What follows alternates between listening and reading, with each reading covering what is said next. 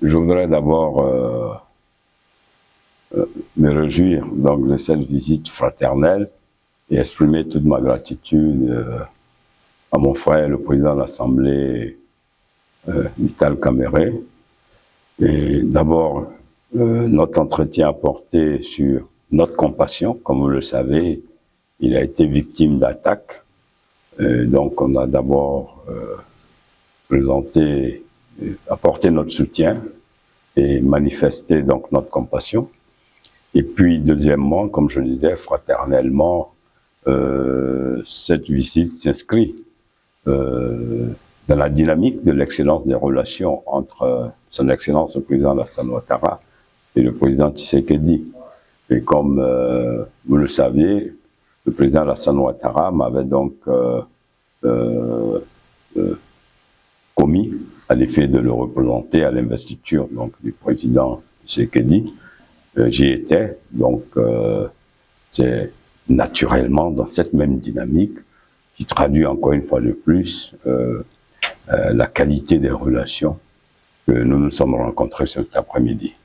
Évidemment que notre rencontre a porté aussi sur le sujet d'actualité, sur des secteurs de notre relation, mais sur les crises qui malheureusement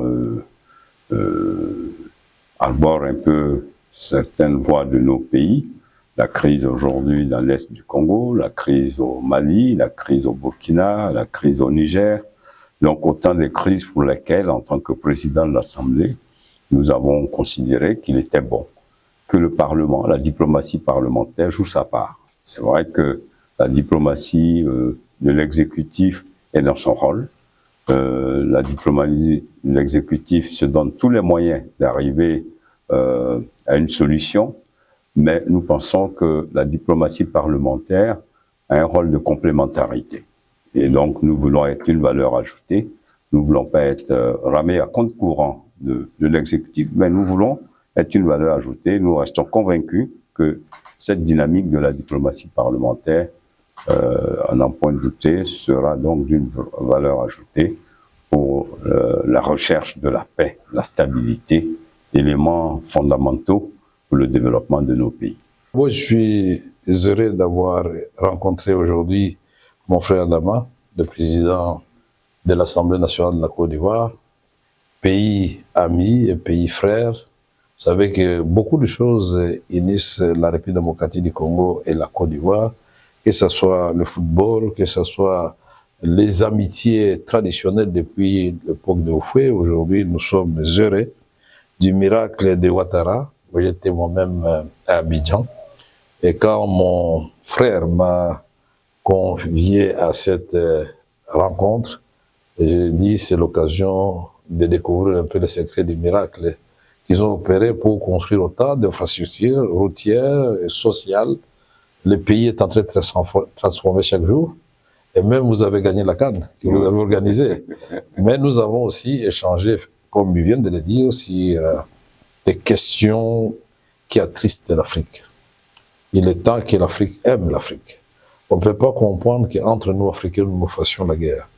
Même si c'est par procuration, nous devons refuser cela.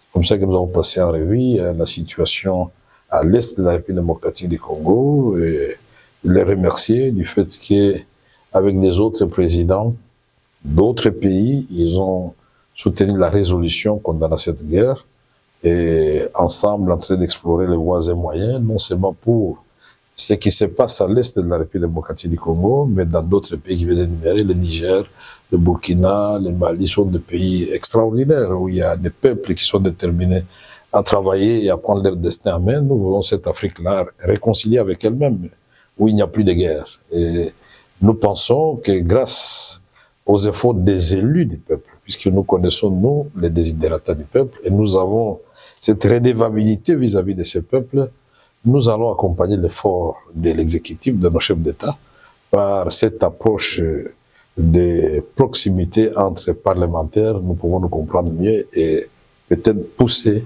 les exécutifs à atteindre les objectifs et sauter certains obstacles qui étaient sur leur chemin de réconciliation. Et c'est très important pour l'Afrique. L'Afrique unie dans ce moment de redéfinition de la géopolitique mondiale, elle sera très forte. Divisée, elle sera affaiblie à coup sûr. Et donc, nous ne devons pas avoir honte, nous, en République démocratique du Congo, de nous inspirer de temps en temps de l'expérience de nos frères et sœurs de la Côte d'Ivoire, qui sont en train de réussir.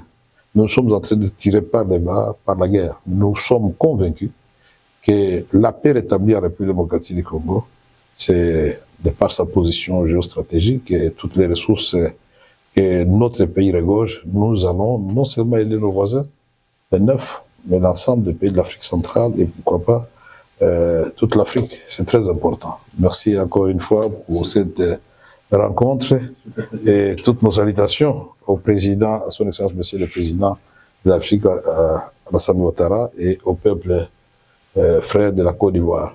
Parlementaire de la francophonie, le grand pays francophone au monde, et actuellement, vous disiez, victime d'une guerre d'agression de la part du Rwanda. Et de l'Ouganda. Et de l'Ouganda qui tient le secrétariat. Le Rwanda qui tient le secrétariat général de l'Organisation internationale de la francophonie. Y a-t-il un message particulier à adresser aux pays représentés? Oui, le message, vous allez découvrir demain, le message est clair. C'est d'abord, un, de condamner cette agression, deux, de demander la solidarité de tout le monde, parce que nous avons des principes qui régissent l'Organisation internationale de la francophonie. Nous, l'intangibilité des frontières est héritée de la colonisation, non-agression entre États, le respect des droits internationaux, et tout cela va être évoqué.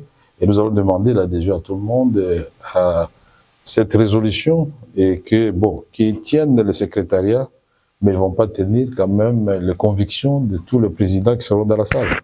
Et nous allons donc faire entendre la voix de la République démocratique du Congo dans le respect mutuel qui caractérise les grands hommes qui sont à la tête des représentations nationales des peuples de leur pays. Merci. Merci.